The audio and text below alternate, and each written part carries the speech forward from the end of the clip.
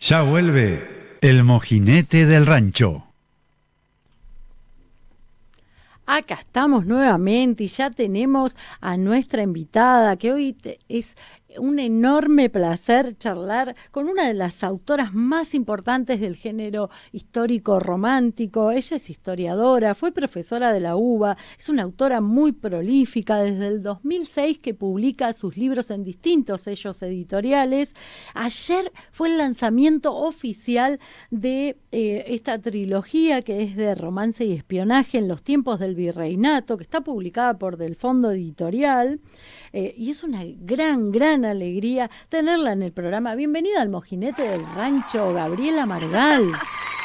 Con ovación y todo. Hola, ¿cómo estás? Por supuesto, tiramos el programa por la ventana. Por favor, gracias. No, por favor, felicitaciones por toda esta nueva, por esta nueva historia que es La Viajera del Sur y por esta presentación en caja que es divina, que ya tengo una amiga que se llama Sabrina Mercado que está desesperada, que la tiene en la lista. La conozco. ¿La conoces? Sí. Fan número 1, ¿eh? Es tu Misery. Sí. Es tu Misery. No, ella se comporta bien. No. Hay otras peores. Ella es juiciosa. Es una señora juiciosa. No, es divina. Bueno, Hasta ahora está bien. La medicación le funciona. No pasó nada. Gaby, gracias por estar acá en el programa. Qué alegría. Gracias a ustedes. No, por favor, ¿cómo estuvo la presentación de ayer? Divino. La verdad que la pasamos súper bien. Se festejó mi cumpleaños, hubo regalos, hubo flores, hubo risas, hubo charlas, qué lindo, hubo sí. de todo. La verdad que fue una preciosa tarde, la pasamos muy bien. Qué lindo, me alegro. Este libro que acabas de sacar y toda esta historia va a tener un éxito como todos tus libros porque son mega atrapantes, tus novelas tienen muchos condimentos, ¿no? No solo es una historia de amor, sino que además las lectoras vamos encontrando en esos hechos reales, ficcionados, pero vamos aprendiendo nuestra historia. Qué lindo que es eso. Sí, eso es un poco lo divertido, ¿no? Es como entrelazar una historia en los hechos históricos, los hechos que conocemos, y ver cómo esos hechos históricos podrían haber influido en una persona determinada, ¿no? Es, bueno, a veces es la pregunta de cómo, si yo fuera, por ejemplo, una mujer que vivió en este año, 1815, con ciertas formas de pensar, ¿qué le habría pasado? Y bueno, a partir de ahí empezar a jugar con todo lo que podría ser, ¿no? Claro, partís como teniendo de ahí. En cuenta la historia. Claro, sí, es ir partiendo de ahí. Bueno, la trilogía que está formada por Si encuentro tu nombre en el fuego y por Con solo nombrarte. Así es. Estas dos historias, pero ahora salió este mes La Viajera del Sur. Exacto. Claro, ¿cómo la novela nueva? Claro, es la novela nueva, porque estas dos ya habían sido publicadas, pero están reeditadas nuevamente por Del Fondo Editorial, que es una edición preciosa, siempre a color. Hermosísima, sí, la verdad que es muy linda. Han hecho un trabajo hermoso. Sí, la verdad que sí, hermoso. Felicitaciones a la editorial que siempre hace un trabajo muy linda. Pero ¿cómo surge la historia de Julieta Torres y James Wesley? Bueno, a ver, cuando empezamos a charlar con Del Fondo y a plantear la reedición de las dos novelas y la posibilidad de escribir una tercera, porque siempre había quedado el pedido de los lectores de dónde está la historia de Julieta, cómo termina la historia de Julieta. Bueno, ahí, digamos, decidimos que esa iba a ser la novela, y yo empecé a pensar, ¿no? ¿Qué historia va a ser la de Julieta? Que es un personaje que tiene características muy particulares, pero es la hermana menor de la protagonista de Con solo nombrarte, de Jimena, y no quería que fuera demasiado parecida a la hermana, aunque fueran hermanas, ¿no? Tuvieran cosas en común entre ellas. Y también lo que me planteaba en la novela, en la anterior, ella aparece como una niña. Entonces tenía como un juego, ¿no? Que tenía la libertad de elegir yo, como escritora, en qué año la iba a poner. Tenía bastante, digamos, juego en ese sentido, me atraía mucho. Entonces, bueno, empecé a probar como hipótesis, ¿no? O no sé, cuando uno prueba, bueno, voy a hacer un budín, le pongo limón, le pongo vainilla, le pongo chocolate. O sea, ¿con qué elementos voy a trabajar? Y así, bueno, fue surgiendo la posibilidad de llegar a las guerras napoleónicas, porque las guerras napoleónicas, digamos, las guerras napoleónicas atraviesan todo el periodo, ¿no? de la saga, pero dedicarme específicamente a Europa y empecé a leer y me iba yendo cada vez más allá. Y en un momento dije, bueno, quizá la novela tenga que ver con un viaje y un viaje largo. Y al viejo continente.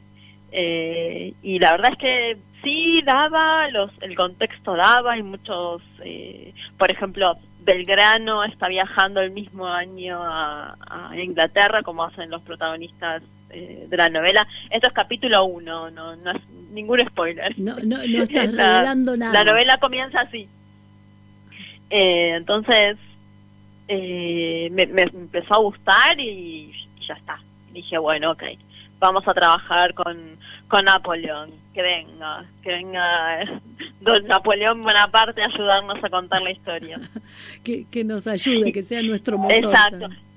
¿Y cómo nace el personaje de James Wesley?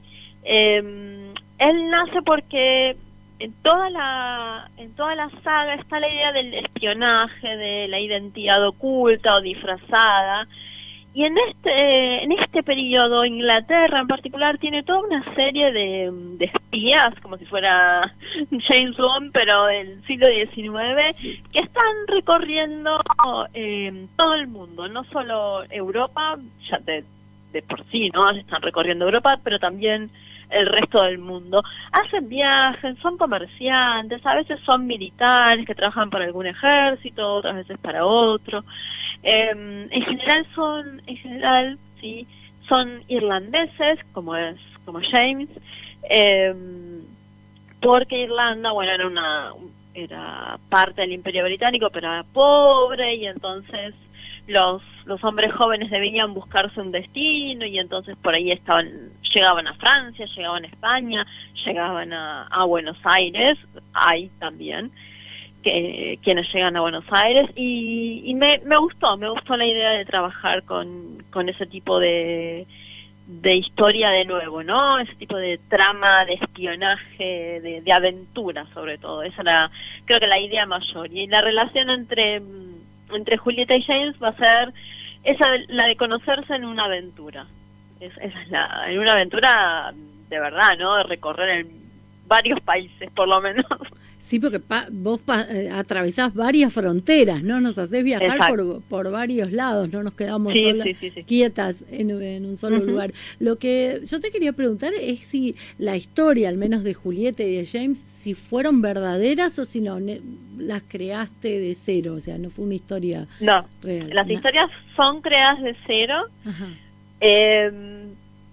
La historia de Julieta probablemente sea la que más libertades tiene en términos de lo que se podía hacer en la época, aunque Julieta es una muchacha que está entrenada en el ejército, y hay registros de mujeres que participaron en los ejércitos de la Revolución de Mayo y de la Independencia, pero no es común, digamos. Esa es la historia que tiene más licencias. Después sí, como te contaba antes, el tema de los espías irlandeses que eran parte del ejército inglés y del sistema del el Ministerio de Asuntos Exteriores británico, eso sí, totalmente.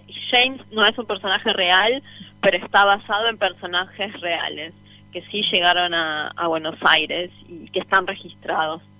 los hermanos Robertson, por ejemplo, un personaje que se llama Burke, James Burke, los O'Gorman también, son ese tipo de personajes que llegan y uno no sabe bien qué vienen a hacer, si están espiando, si son comerciantes, etcétera. James sí tiene como un lugar, digamos, tiene un respaldo histórico mucho más fuerte. La historia de Julieta es un poco más libre. Claro, más libre, te permitió eso, soltar. Pero claro, por tu profesión de historiadora, que vos tenés muy aceitado todo este procedimiento de investigar y todo, en esta última historia, en La Viajera del Sur, ¿cuánto de investigación extra necesitaste para poder armar toda la trama? No mucho, porque, digamos, no es un periodo que me sea muy desconocido.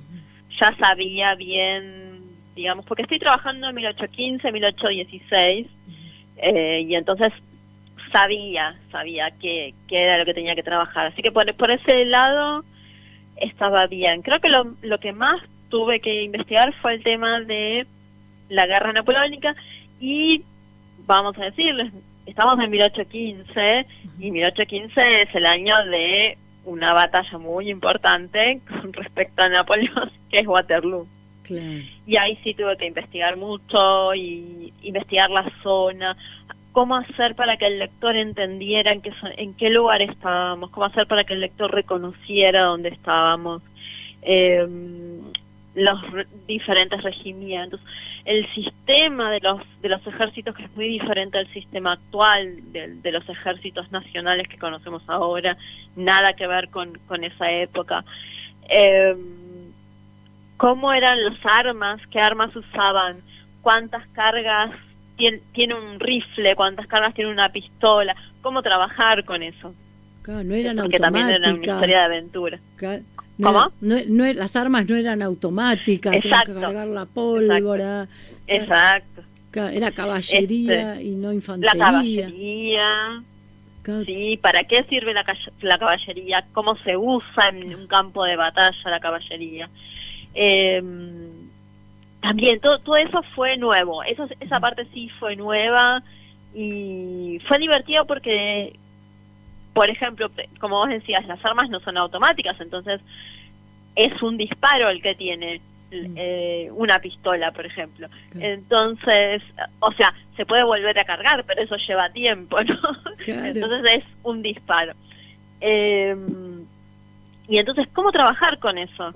O sea, no tomarlo como un límite, ni forzar diciendo que pudo disparar 2 veces porque no es posible, sino cómo usar ese único disparo para crear una situación de tensión en una determinada escena, por ejemplo. Claro, sí. Y eso fue muy divertido, eso sí. Pero incluyó una investigación y una, digamos, darme vuelta a la cabeza como para que eso tuviera sentido, ¿no? Claro, sí, pero también lo que tiene muy interesante, lo que te hace la escritora que sos, extraordinaria, por supuesto, es que no, de verdad, lo digo de verdad, es increíble porque tus textos que son históricos y como sos historiadora, no son manuales, no es pesado, claro. Es para equilibrar, ¿no? La ficción con el contenido histórico. Es el equilibrio es que en realidad, para mí la historia no es manual, sino que es vida pasada, o sea, y ese siempre es el objetivo, que todo lo que yo describo como histórico no sea algo que se está recitando, sino que sea parte de la vida de las personas. Y entonces, bueno, ahí hay que buscar la sensibilidad, ¿no? Los olores, los sabores, los ruidos, las texturas de todo, cómo es el cielo de tal lugar. Y entonces a través de los personajes y de lo que sienten esos personajes, se crea ese ambiente en donde uno se siente que está ahí adentro de la novela. Y entonces ahí no te das cuenta que estás en medio de un hecho histórico, porque en realidad estás viviéndolo, estás percibiendo lo que perciben esos personajes. Eso creo que es por ahí el desafío más grande, ¿no? No es tanto, o sea, uno puede acumular información y acumular, pero transformar esa información en parte de la novela es el desafío más grande en una novela histórica.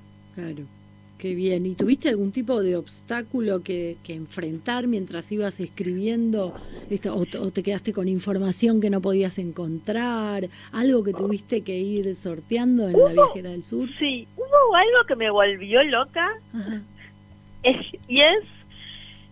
Bueno, ya hablé de Waterloo, ¿no? La batalla de Waterloo tiene lugar en algún momento de la novela. No les voy a decir cuándo, no voy a decir qué pasa, pero bueno. La novela va derecho a eso. Uh-huh. Y fue imposible, más allá de que sí, bueno, eran más de 100, ponele, fue imposible determinar cuántos hombres, cuántos regimientos, qué cantidad de soldados hay en Waterloo. No es porque no esté registrado, sino porque cada fuente, cada libro me da un número diferente. No, ¿en serio? Sí, era. Bueno, del lado inglés había 125.000 hombres, ¿no? O sea, por eso digo, más de 100 eran, sí. Seguro. Eso seguro. Otro me dice, bueno, eran más de 120, de 100.000, por ejemplo. Y vos decís, ¿y los 25.000? ¿Qué está pasando?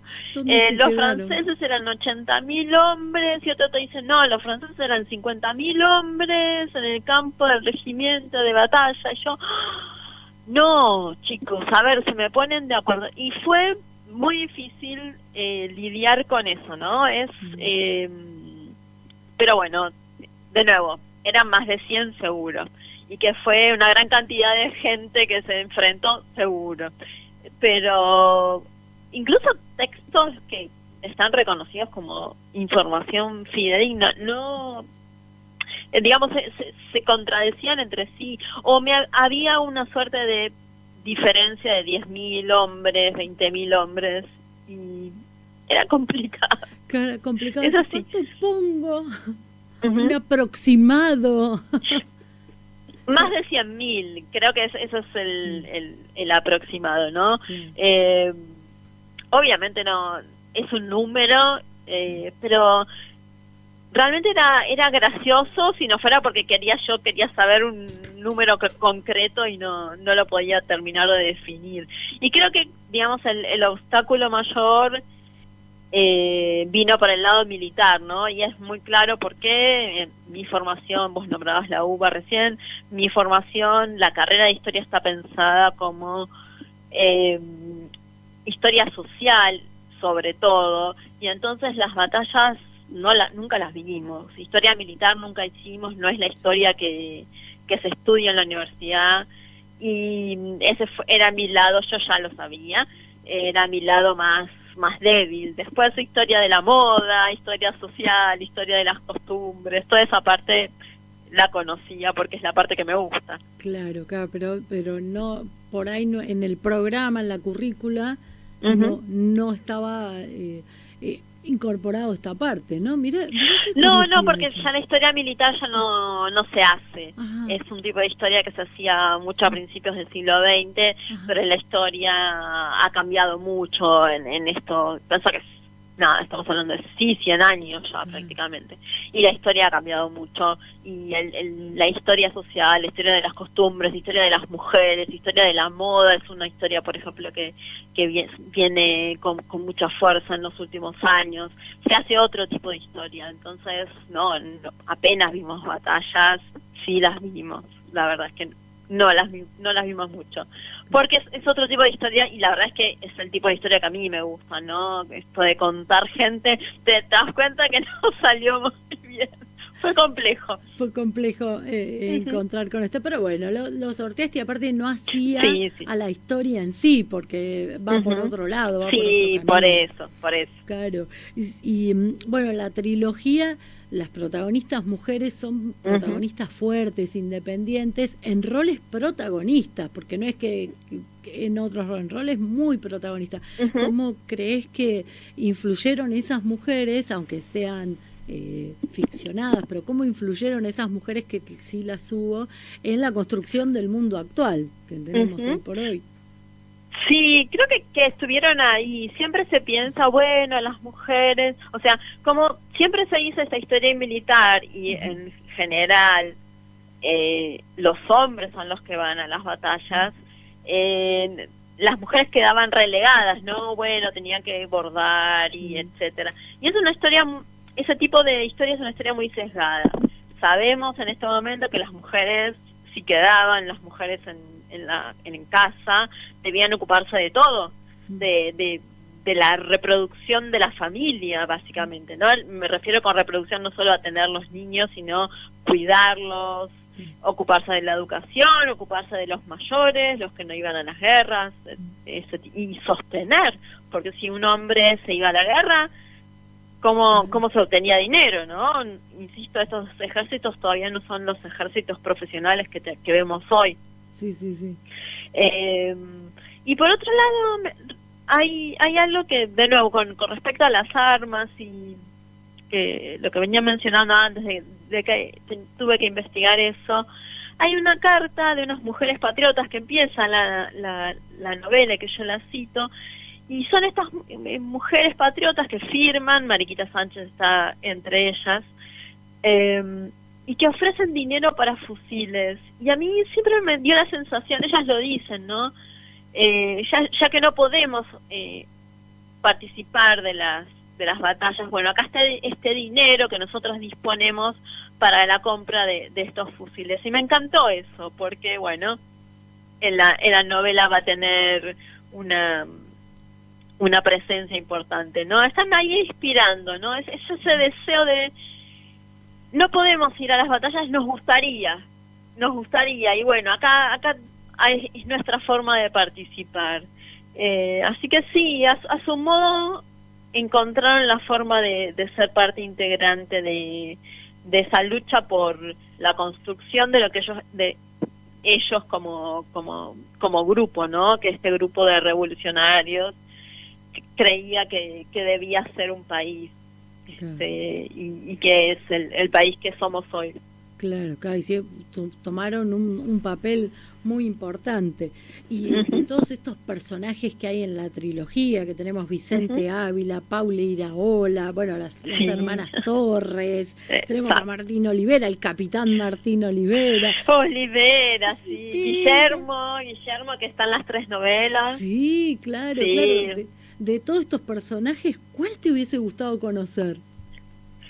Creo que Guillermo es uno de mis personajes favoritos que he escrito.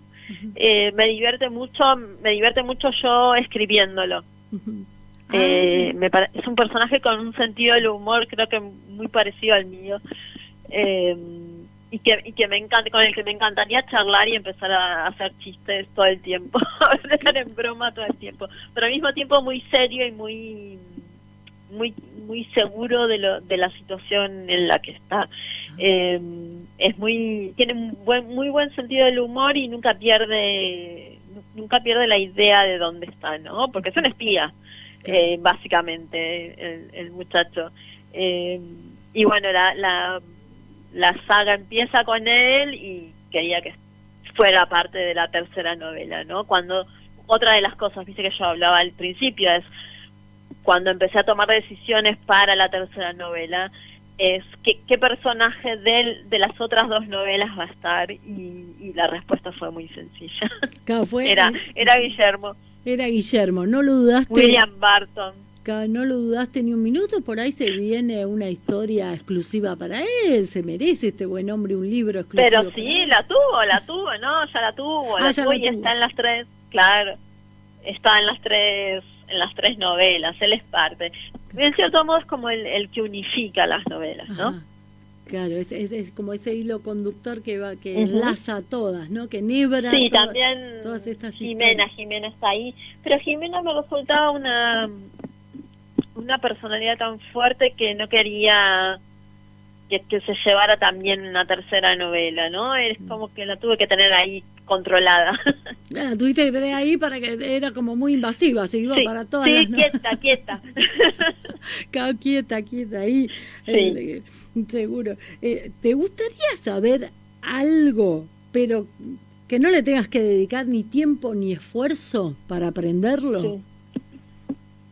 Como por ejemplo, a ver. No sé, a mí me gustaría inglés, ya, levantarme un día tipo Matrix, Sí. viste que me enchufa. Quiero aprender inglés, listo, ahí me hacen Sí. como Matrix, chao. Vamos a soñar. ¿Viste lo que se llama la gimnasia artística? Ay, La que se hace en los Juegos Olímpicos. sí, Esas con los chicas que dan elementos. vueltas y vueltas y vueltas Sí. en las barras, en el Ay, sí. piso. Me encantaría eso. Eso. Ay, sí, yo también te Me acompaño. encantaría. Quiero. Alguna vez cuando era muy chica hice un par de veces, Ujú. pero bueno, fui un tiempito a hacer ese tipo de gimnasia, pero era muy chica y nada, no fui mucho tiempo y me encantaría, sí. Viste como en Matrix, Claro. que Neo se carga el programa y de repente sabe hacer karate. Bueno, a mí me encantaría saber hacer Eso. gimnasia artística. Eso, lo vamos a inventar porque yo también quiero. Me encantó Sí, tu propuesta. divino. Ay, sí, divino. Sí, la flexibilidad que tienen, Por favor, esa son de goma. capacidad de saltar por los aires, la vuelta, puedo decir, ¿cómo hacen eso? Claro, sí, es tremendo. No sé, a mí me da un miedo. Las sostengo ahí con la mirada. Digo, que no se caigan, por favor, No se pobrecito. caigan. Tal cual. Las barras, viste que dan vueltas en las barras, ay, eso me encanta. Sí, eso, quiero hacer eso, dar vueltas en las barras como Nadia Comaneci, seguramente. Nadia Comaneci, tal cual. Seguramente la recuerdan. Sí, seguro. Gaby, se nos fue el tiempo volando, no sé. Volando, se nos pasó, necesitamos que vuelvas al Mojinete del Rancho. No hay problema. Bueno, te queremos agradecer por estar acá, ya que entramos en diciembre, te queremos desear un fin de año excelente y bueno, por un 2024 sumamente próspero. Muchísimas gracias por llamar y lo mismo, los buenos deseos para ustedes para el año que comienza. Gracias Gaby, un beso enorme. Adiós. Besote. Chau, adiós. Chao. Nosotros nos despedimos hasta la semana que viene. Pasó Gaby Margal por el Mojinete del Rancho. Le pedimos disculpas al programa que nos pasamos un poquito.